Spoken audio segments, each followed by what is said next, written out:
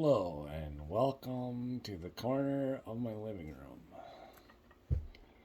And I just thought about the Wendango. Now, Jesus, this might have been from a high school English class, or a Native American might have told me, or a speaker at school might have talked about this. I know I've read it in reference to a poem, probably written by a chief.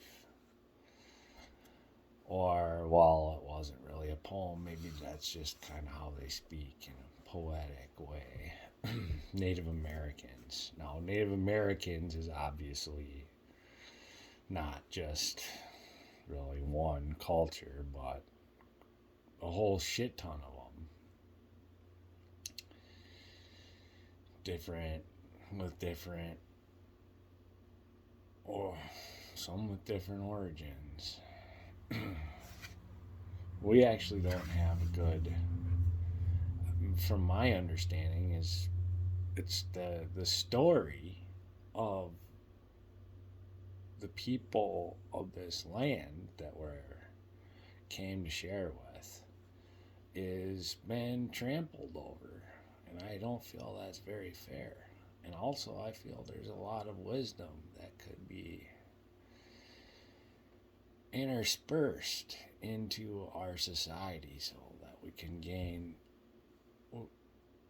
some more of that natural harmony.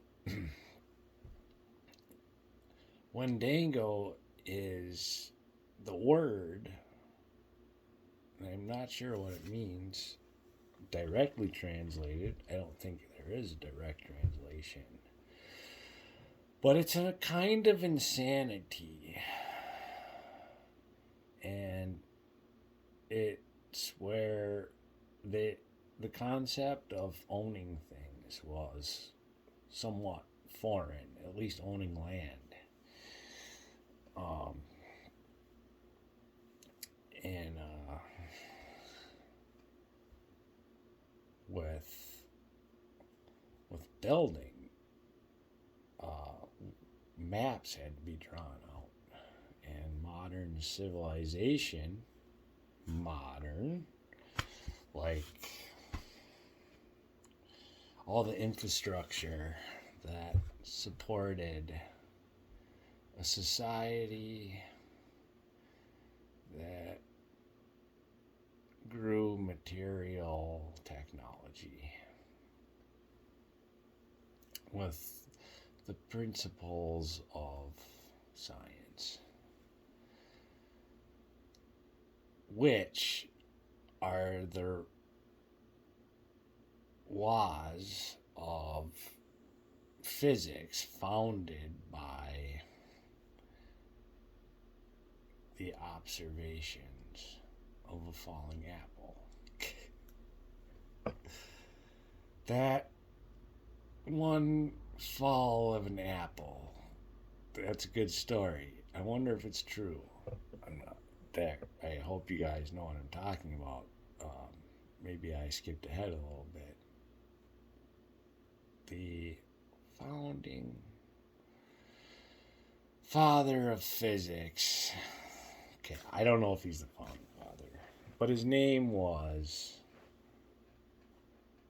You know what? Because I can't remember it. Newton. Newton's apple. That was the first fucking Apple computer. That's what Apple computer is named after. Wow, it has such a history. And it repeats itself. I wonder, clearly Steve Jobs was saying, hey, this fucker is just like the fall of Newton's apple. You know what I like about Steve Jobs? His favorite books were the John Carter of Mars series by Burroughs. I can't remember his first name. But in that series of books, you may or may not be familiar. The character, a guy, a Southern Civil War hero, gets transported to Mars. And on Mars, he's 10 times as strong and can do, it's just a badass. And he goes and explores thoroughly Mars. And throughout exploring Mars, it has one of the books particularly has a very spiritual message about beliefs. So, beliefs and ritual. Now, we've traversed kind of what do you call that?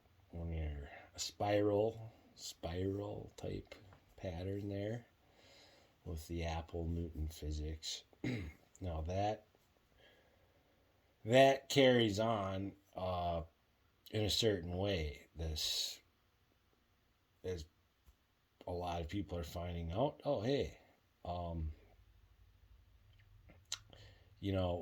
if we step outside the lens of science that we built, my teacher talked about how science, he said in one of his last discourses that science is the biggest religion, and he said it with a big smile. That smile indicated to me that it should be looked at in a certain light. But also, I just remember his smile, and it makes me smile too. He was a great guy. I really miss him. Really miss his discourses. So,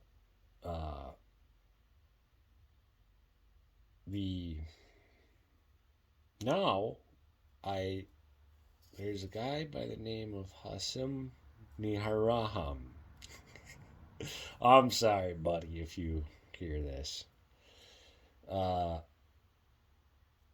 Hassim is, along with quite a group he's gathered, is spearheading the pathway into the actualization of our abilities as humans. It's big. What that really entails, though, is pretty funny. It's basically, if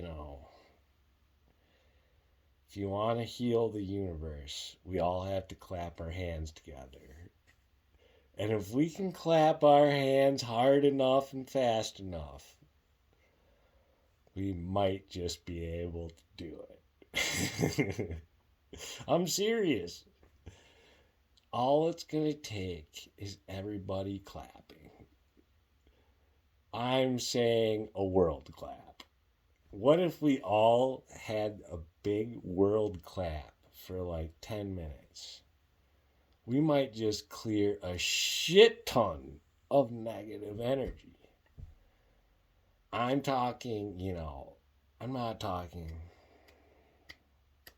talking. Hell yeah! Woo!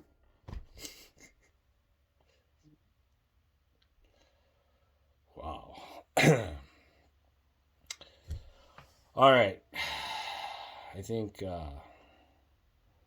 I've talked to myself enough, and now I will continue doing the exact amount of whatever I was doing before I did this. Peace out.